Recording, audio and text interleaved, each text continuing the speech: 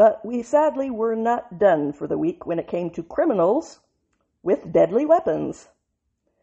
Last Saturday night, a gunman who appeared to be targeting his own offspring opened fire in 3 different homes across the city of Shreveport, Louisiana, and the shooter was shot and killed after he attempted to carjack a vehicle in order to escape.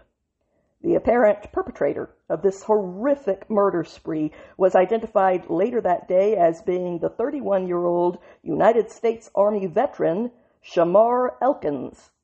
According to a Sunday report by the New York Post, Elkins shot 10 people, 8 of whom died. The 2 survivors were both adult women, and all 8 of the murder victims were children, ranging in age from 1-year-old to 14 years old at the oldest. 7 of these children were apparently the shooter's own kids.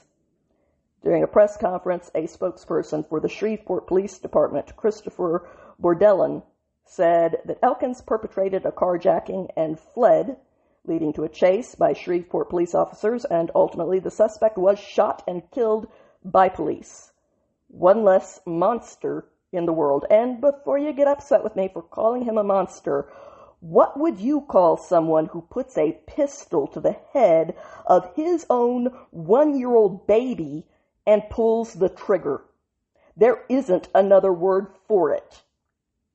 The local police chief, Wayne Smith, noted that the large crime scene that was left behind included the scene of the carjacking, in addition to the 3 homes full of dead children, saying, "This is an extensive scene unlike anything most of us have ever seen." Mayor Tom Arcano added, "This is a tragic situation, maybe the worst tragic situation we've ever had in Shreveport. So right now, we're going to process the information, and it's in very good hands. It's a terrible warning." In the meantime, there was no known motive announced for the massacre, although several reports indicated that the suspect was involved with one of the women that he shot. One thing was clear. This killer was not unknown to the criminal justice system. Yet instead of pointing fingers at the permissive judges who let him off light for his previous crimes, the irresponsible judges who put him back on the street where he massacred 8 small children, a writer for New York Magazine had a brilliant theory on who was to blame. She decided to blame the patriarchy. Based on absolutely zero evidence, zilch, none, nada, just a baseless idea that she liked because it fit her worldview.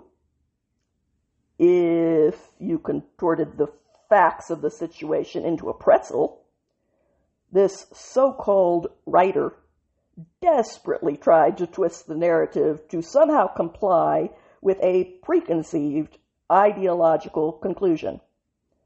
Brittany Cooper wrote that this terrible shooting was due to the manosphere, even though she had no evidence at all that this shooter even watched that kind of content. She also blamed the massacre on a, quote, nation being led by a group of right-wing extremists with Neanderthal ideas about gender and sexuality. She also offered no proof for that claim, the one that says that the country is being led by extremists or by people who have an inaccurate conception of sex. Nevertheless, she needed no evidence for groundless claims that are this stupid and made in religious devotion to a false catechism, and therefore she declared, quote, "These killings are the natural outcome of a country enamored with patriarchy and determined to make sure that men can freely dominate women," end quote. The polls do not back her up on this. The vast majority of people in this country do not support that idea at all.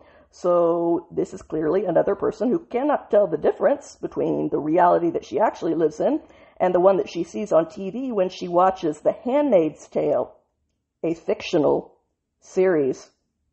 She was probably also one of the people who were promoting adolescence like it was a documentary instead of another fictional series. So, here's a fact for you, sweetie. Facts being things that reflect the reality of this dimension. The number of incel murders worldwide, if you go with the highest number that is available and assume that the highest number is the most accurate one, there have been 5. 1, 2, 3, 4, 5 worldwide. That doesn't sound like an ideology that is shared by an entire nation of millions of people. At least not to those of us who can distinguish between fiction and reality. Readers on social media pushed back strongly against this transparently self-serving and utterly groundless theory. One sarcastic commenter wrote, "Well, you couldn't make it about racism, so I guess patriarchy seemed like a good idea. Though I bet if you tried, you could make it about racism and how mostly female mental health professionals won't take on poor black male clients. Of course, then, no patriarchy. Tough one."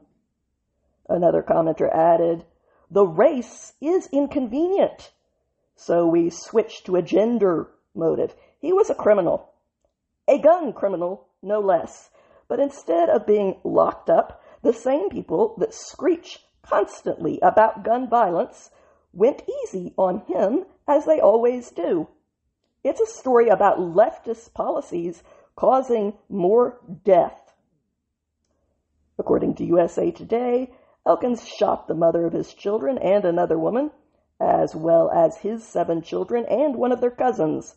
They noted that Elkins had married Shaniqua Pugh in April of 2024. A woman named Christina Snow sued Elkins for child support and was granted joint custody of their child, Soraya, in 2017. Soraya was sadly one of the victims of this shooting.